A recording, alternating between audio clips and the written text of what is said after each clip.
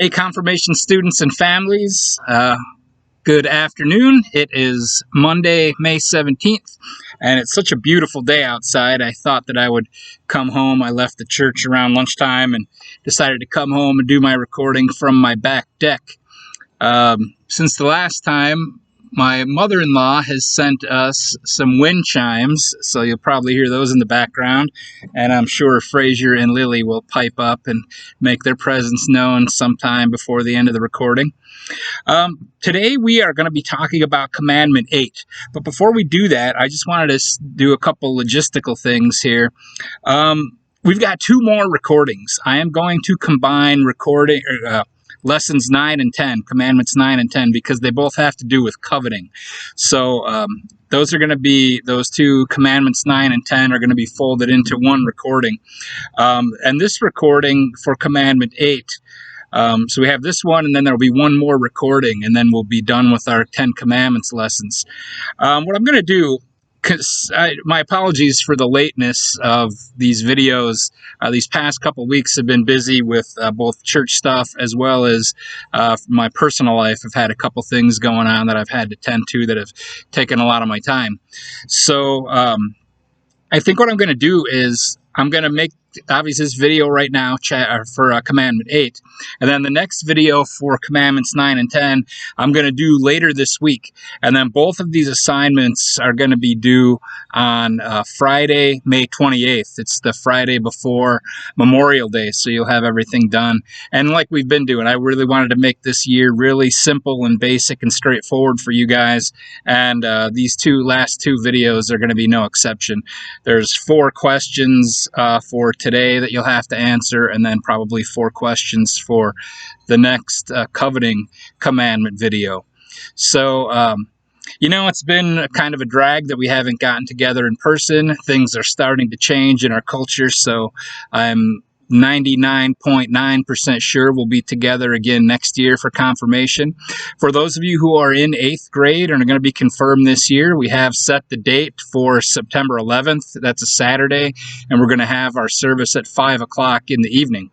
I am going to reach out to your families to get together with you guys individually, with you and your parents, and we can talk then about a faith statement that you'll write, very basic faith statement that will be part of the confirmation service. So anyway, be looking for this stuff coming up, and again, like I said, be looking for the next video coming later this week, and then both assignments will be due on Friday, May 28th. All right, on to Commandment 8, which tells us, the Bible, God gives us this commandment: thou shalt not give false testimony against your neighbor.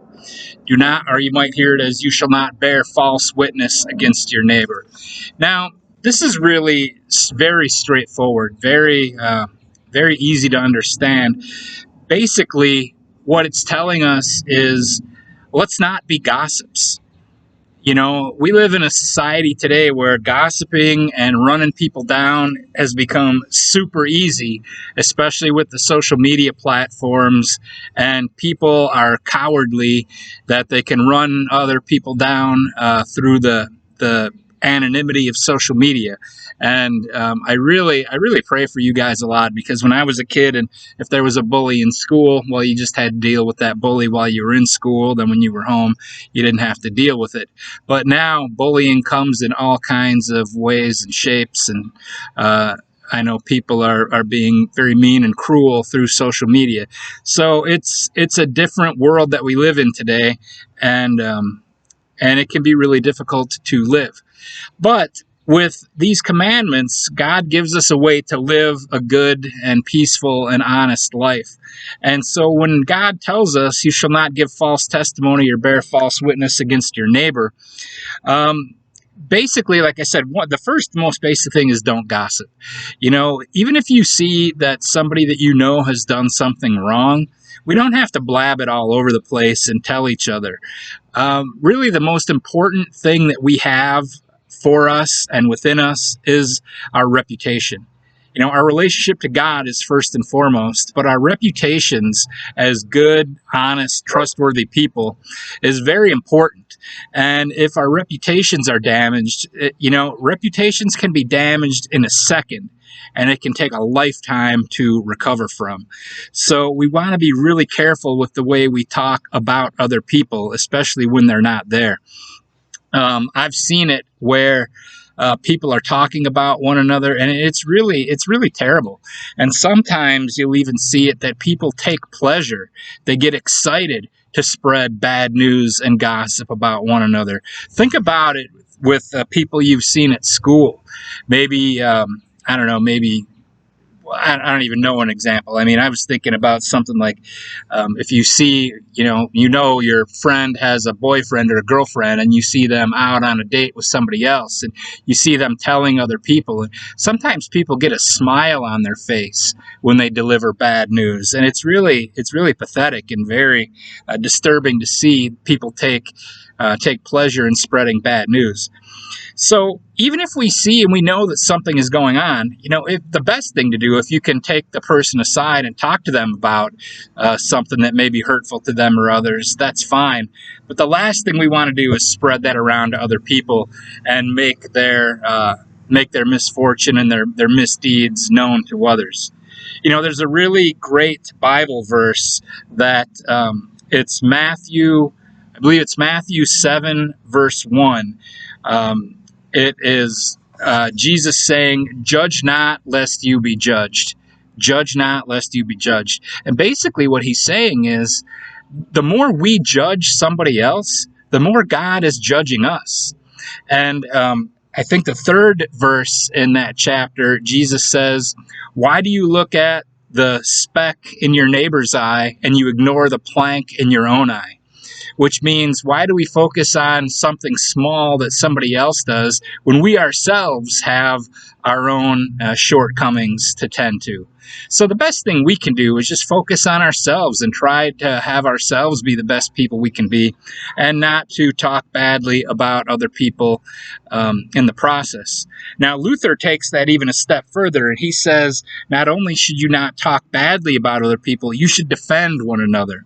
So I think an example of that might be, what could be a good example? Well, say, I don't know, say somebody's just having a really hard time and they make a decision, or say this, say somebody is speeding, you see a friend's parent gets pulled over on the side of the road for speeding. The first thing we think is, oh, wow, that person, they're breaking the law, and good for them. They should be pulled over. They should get a ticket. But maybe there was an emergency in their family. Maybe they had to get home, and they were so desperate to get home to tend to a problem that they went a little bit over the speed limit and got caught doing so.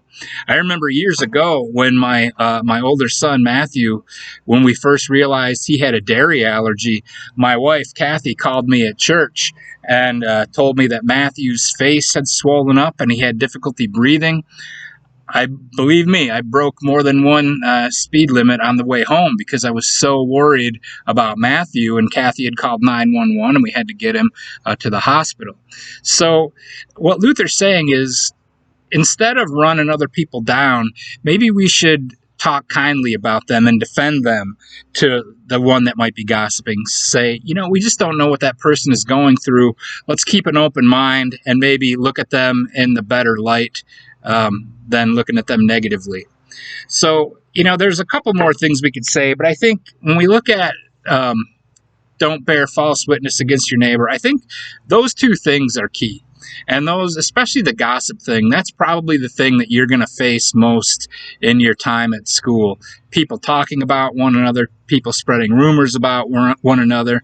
And if you've ever been the victim of that, you know that it's really harmful and really hurtful. And like I said, reputations can be shattered in moments. And sometimes they take a very long time to recover. So we want to make sure that we are not the people gossiping. And if we do hear people gossiping about others, maybe we can try to shut that down. Or if nothing else, say, we really don't know what's going on with that person, so let's not be judgmental about it and think maybe they have something else going on. So again, this commandment, thou shalt not bear false witness against your neighbor. Don't judge, or God will be the judge of us, and try to speak kindly about those around us. That's going to make us have the best possible relationships we can with one another. So again, there's going to be a 4-question sheet that comes with this video. Very simple. Just hopefully it gives you time to think and reflect on this video a little bit. And really, this is a pretty straightforward commandment. And again, let's just watch what we say, how we say it, and be sure to try to defend the neighbors that really need our help. So the other things I said, this assignment and the next one, which will be coming in a couple days, will be due on Friday, May 28th. I hope you are all doing well and that you get outside and enjoy this beautiful day today. And I look forward to seeing you all soon in church. And God bless you and be with you always. Bye-bye.